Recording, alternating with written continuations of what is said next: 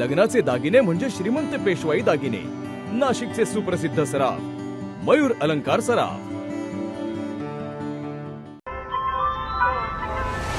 ताज्या बातम्यांसाठी नाशिक न्यूजच्या YouTube चॅनलला सबस्क्राईब करा आणि बेल आयकॉनला प्रेस करा.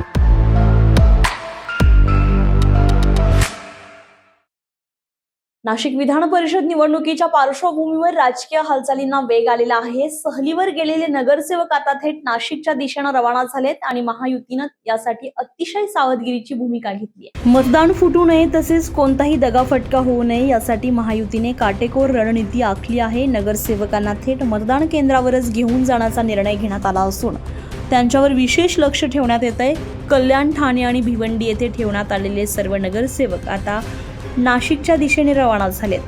दरम्यान नाशिक विधान परिषद निवडणुकीमध्ये निफाड येथील मतदान केंद्रांवर सर्वाधिक मतदान झाल्याचं समोर आलेलं आहे. निफाड केंद्रावर पुरुष 56 आणि महिला 54 अशा एकूण 110 मतदारांनी मतदान केलं आहे. या ठिकाणी निफाड नगरपंचायत, पिंपळगाव बसवंत नगर परिषद, ओझर नगर परिषद आणि सिन्नर नगर परिषद येथील नगरसेवक मतदान करत आहेत. एकूणच नाशिक विधान परिषद निवडणुकीमध्ये कोण बाजी मारणार आणि या सावधगिरीच्या रणनीतीचा किती फायदा होणार आहे याकडेच आता संपूर्ण राज्याचं लक्ष लागलंय. अझर कादरी, नाशिक न्यूज, नाशिक.